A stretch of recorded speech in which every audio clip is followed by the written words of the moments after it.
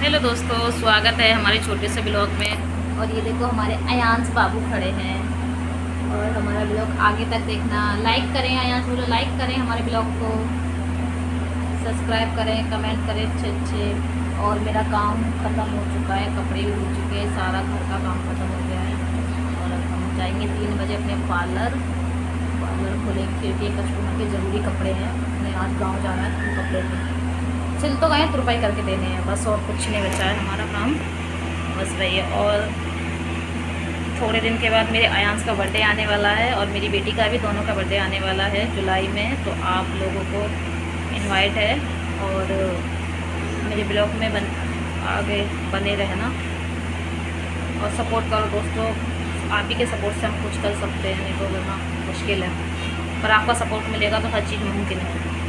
आप ज़्यादा से ज़्यादा सपोर्ट कीजिएगा। और हमारा ब्लॉग यहीं तक था। बाय।